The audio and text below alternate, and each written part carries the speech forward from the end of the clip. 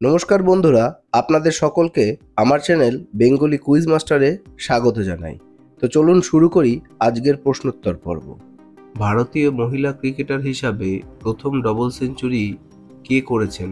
স্মৃতি মান্ধানা, মিতালি রাজ, হারমিনপ্রীত কাউর না মানসী যোশী? সঠিক উত্তর মিতালি রাজ, ভারতীয় মহিলা ক্রিকেটার হিসাবে প্রথম ডবল সেঞ্চুরি। প্রথম মুসলিম অভিনেতা হিসাবে অস্কার পুরস্কারের জন্য নমিনেটেড কে হলেন? রিজ আহমেদ, ইমরান মালিক, পারভেজ আলম, নাভিদ রেজওয়ান?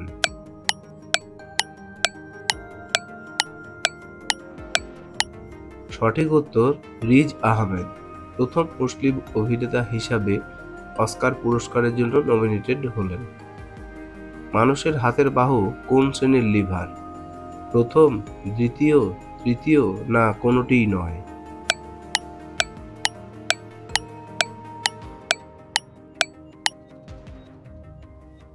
তৃতীয় শ্রেণীর লিভার মানুষের হাতের বাহু।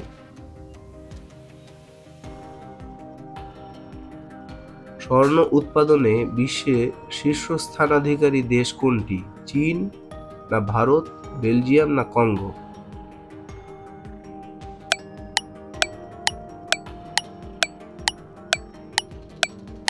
সঠিক উত্তর চীন, বিশ্বের শীর্ষস্থান অধিকারী দেশ স্বর্ণ উৎপাদনে।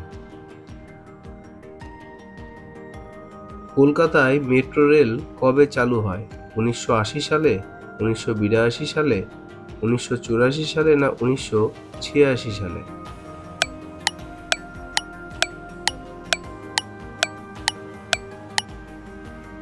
1984 সালে কলকাতা মেট্রো রেল চালু হয়।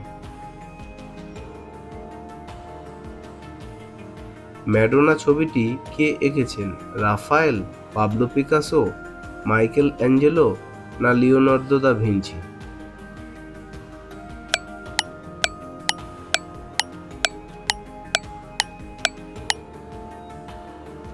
সঠিক উত্তর রাফায়েল, যিনি ম্যাডোনা ছবিটি এঁকেছিলেন। বিষের বাঁশি কাব্যটি কার লেখা? নজরুল ইসলাম, শঙ্খ ঘোষ, মধুসূদন দত্ত না দীনেশ দাস?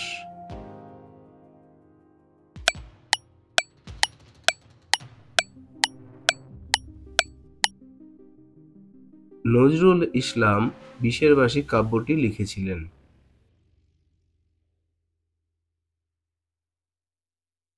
বাঘাযতীন নামে কে পরিচিত ছিলেন? যতীন্দ্র মোহন বাগচি, যতীন্দ্রনাথ সেনগুপ্ত, যতীন্দ্রনাথ মুখার্জি না যদুনাথ সরকার?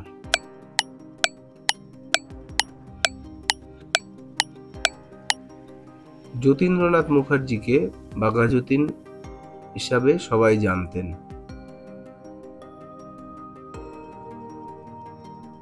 আলোর প্রতিসরণ সূত্র আবিষ্কার কে করেন? হুক, বয়েল, ওয়েসিক না স্কেল?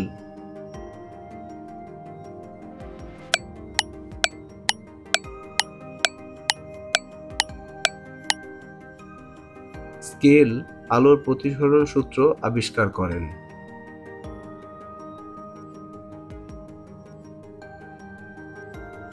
ভ্যানগার্ড পত্রিকাটি কে সম্পাদনা করেন? মানবেন্দ্রনাথ রায়, উইলিয়াম কেরি, রাজা রামমোহন রায় না নীলমণি হালদার?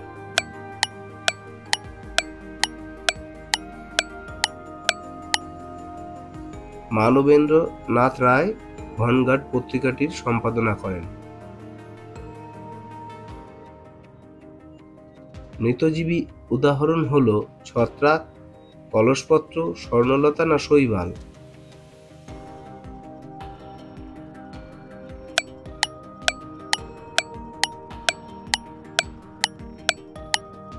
সঠিক উত্তর ছত্রাক।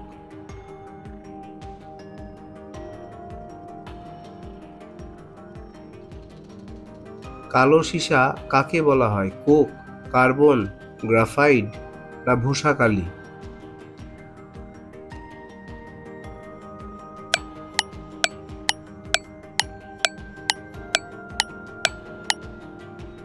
গ্রাফাইটকে কালো সীসা বলা হয়।